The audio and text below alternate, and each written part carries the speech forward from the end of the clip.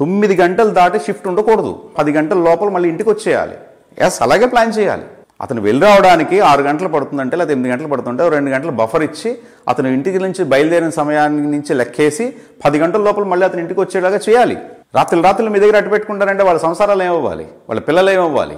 Loco pilot సోదరులారా, మీరు స్పందించకపోతే, మీరు ఉద్యమంలాగా తీసుకురాకపోతే, ఉద్యమాలంటే కత్తులు బరుసులు వేసేసుకుని హడావుడు చేయాల్సిన అవసరం లేదు, జెండాలు పట్టుకుని లేకపోతే ప్లకార్డులు పట్టుకుని చేయాల్సిన అవసరం లేదు. కామ్గా ఇంట్లో కూర్చుని మీ సోదరుల చేతో ఎవరైనా సరే మీ స్నేహితుల చేతో మాలాంటి వాళ్ళకి ఫీడ్బ్యాక్ పంపిస్తుండండి. రైల్వే శాఖకి డైరెక్ట్గా ఈమెయిల్స్ పంపించండి. ప్రధానమంత్రి నరేంద్ర మోడీ గారు ఇంట్రడ్యూస్ చేసిన సిపి గ్రామ్స్ అనేటువంటి ఒక డిపార్ట్మెంట్ ఉంది ఇప్పుడు ఢిల్లీలో. వాళ్ళు కొంతవరకు పనిచేస్తున్నారు నాకు తెలిసినంత వరకు. ఆ సిపి గ్రామ్స్కి పంపించండి. సిపి గ్రామ్స్ ఇప్పుడు మన ఆంధ్రప్రదేశ్లో కూడా వచ్చింది, దాన్ని PGRS అంటారు. ఇలాంటి ఏ సమస్య అయినా సరే వాళ్ళు అట్లీస్ట్ స్పందిస్తున్నారు. దానికి పరిష్కారం దొరుకుతుందా లేదని మాకు తెలియదు. మై టీవీ తరఫు నుంచి నేను, నా సిబ్బంది, నా స్నేహితులు ఖచ్చితంగా ప్రమాణం చేసి చెప్తున్నాము, మీకోసం మేము పోరాడతాం. ఇలాంటి పోరాటాలు చేయకపోతే భవిష్యత్తులో ప్రభుత్వాలు ఇంకా నిర్లక్ష్యంగా, ఇంకా నిర్దయగా, ఇంకా అమానవీయంగా ప్రవర్తిస్తూనే ఉంటాయి. పే కమిషన్ లాంటివి, రైళ్లలో సదుపాయాలు, లోకోల్లో సదుపాయాలు, వేళలు, పని వేళలు, ఇన్ని సమస్యలు పెట్టుకుని మీరు నిజంగా చెప్పాలంటే దేవుడితో సమానం. ప్రతి ఒక్క ప్రయాణికుడి భద్రత దృష్టిలో పెట్టుకుని మీరు గమ్యాన్ని చేరుస్తున్నారు. కానీ మీరు ఎంతో బాధ్యతగా డ్యూటీ చేస్తున్నటువంటి ఆ రైలు నడిపేటువంటి మీరు, మీ జీవితాలు ఎంత బాధపడుతున్నాయో ఆ రైల్లో ప్రయాణం చేసే ప్రయాణికుల్లో 90% మందికి తెలియదు.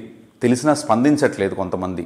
లోకో పైలట్ సోదరులు, వాళ్ళ కుటుంబ సభ్యులు, వాళ్ళ స్నేహితులు ఎవరెవరి ద్వారా అయితే ఈ బాధలు, ఈ కష్టాలు, ఈ సూచనలు, ఈ పరిష్కారాలు మాలాంటి వాళ్ళ ద్వారా, మా బోటి గొంతుకల ద్వారా పార్లమెంట్కి చేరిన తర్వాత తత్సంబంధిత అధికారులు కానీ, ఆ మంత్రివర్గం కానీ, ఎంపీలు కానీ చర్య తీసుకోకపోతే నన్ను నమ్మండి, నేను చెప్పే జరిగి తీరుతుంది.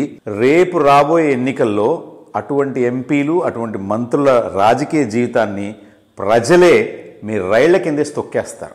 ఇది రాసి పెట్టుకోండి. మీరు సోదరులారా, దయచేసి మీరు మీ బాధల్ని, మీ సూచనల్ని, ముఖ్యంగా బాధలు చెప్పుకుంటూ పోతుంటే అనేకం ఉంటాయి మనకి, మీ సూచనల్ని, ముఖ్యమైనటువంటి సమస్యలేంటి, వాటికి మీరు ఇచ్చేటువంటి సూచనలు, మీ పరిష్కారాలు. ఇప్పుడు నేను నా బోటిగాడేదో ఓ సమస్య తీసుకుని దానికి ఇదే పరిష్కారం ఉండడం కూడా కరెక్ట్ కాదు. అది మీకు ఉపయోగపడవచ్చు, ఉపయోగపడకపోవచ్చు. కానీ మీరు సూచించండి. మా గొంతు ద్వారా మేము వాటిని ఎవరికి చేరవేయాలో, ఏ పద్ధతిలో చేరవేయాలో, ఒకవేళ వాళ్ళు మేము చేరవేసిన తర్వాత కూడా వాళ్ళు సరిగ్గా స్పందించకపోతే, సరైనటువంటి చర్యలు తీసుకోకపోతే ఆ తర్వాత ఏం చేయాలో కూడా మాకు తెలుసు. మేము ఖచ్చితంగా మీ వెంట ఉంటాం, మీకోసం నిలబడతాం, మీ తరఫు నుంచి మేము పోరాటం చేస్తాం. మీ బాధ మా గొంతు ద్వారా పార్లమెంట్కి చేరేంత వరకు పోరాడతాం.